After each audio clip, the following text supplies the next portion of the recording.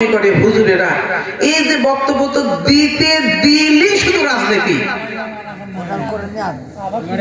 ভাইরা আমার, আপনারা যদি কোরআন যদি জানতেন, কোরআন সম্পর্কে যদি আপনাদের ন্যূনতম যদি ধারণা থাকতো, আর আমরা যখন এই কোরআন থেকে আলোচনা করতেছি তখন সূরা নম্বর, আয়াত নম্বর, কত নম্বর পৃষ্ঠায়, কত পারায় সবগুলো আমরা বলে দিচ্ছি। আপনারা অন্তত পক্ষে মেলানোর পরে যদি আমরা যদি বলতে বলি তাহলে আমাদেরকে এখান থেকে নামিয়ে দেবেন, কি বলেন? আর যদি ঠিক বলি তওবার দরজা খোলা আছে, আল্লাহর কাছে যখন আমরা নামাজে দাঁড়াই তখন কান ধরে তওবা করে আমরা বলি আল্লাহু আকবার, কি বলেন? নামাজের মধ্যে আপনি আল্লাহর বড়ত্ব করলেন, নামাজ থেকে বের হয়ে আপনি মানুষের বড়ত্ব করা শুরু করে দিলেন। ভাই, নামাজ আপনাকে তো কিছু শিক্ষা দিতে পারলো না।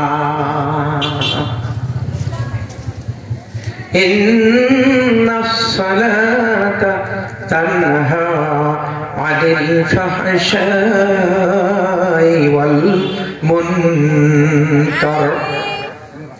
নামাজ তোমাকে সকল রকমের অশ্লীলতা এবং অপকর্ম থেকে তোমাকে দূরে রাখবে।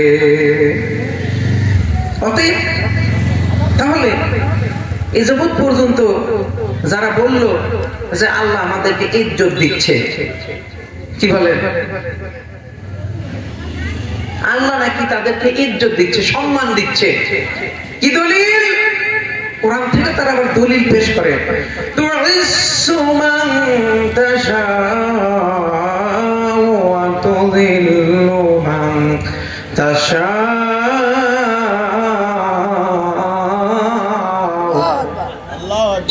বিয়াদিকাল খায়রু ইন্নাকা আলা কুল্লি শাইইন কাদির।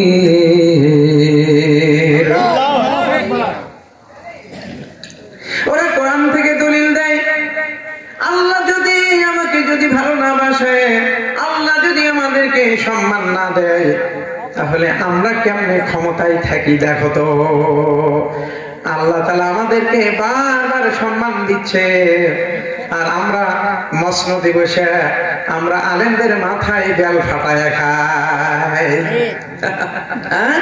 দলিল কোরআন থেকে দিচ্ছে। আমি এখন বলি তানজিউল মুলকা মিম্মান তাশা,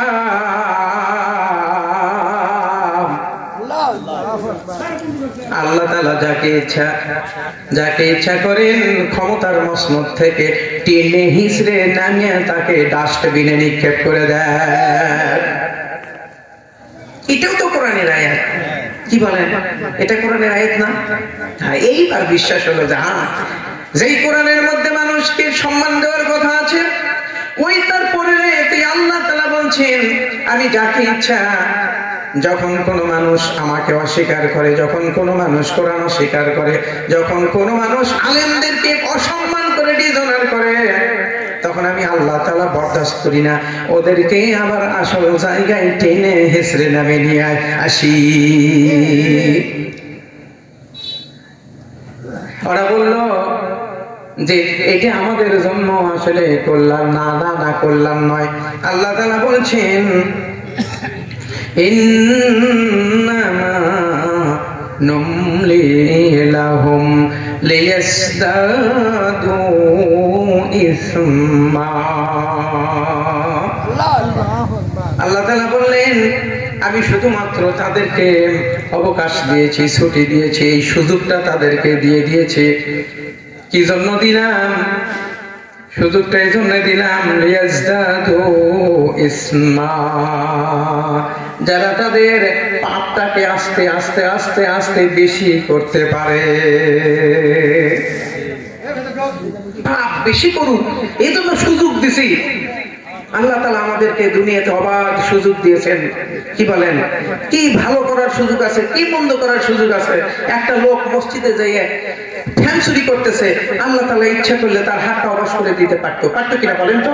তা কি করে?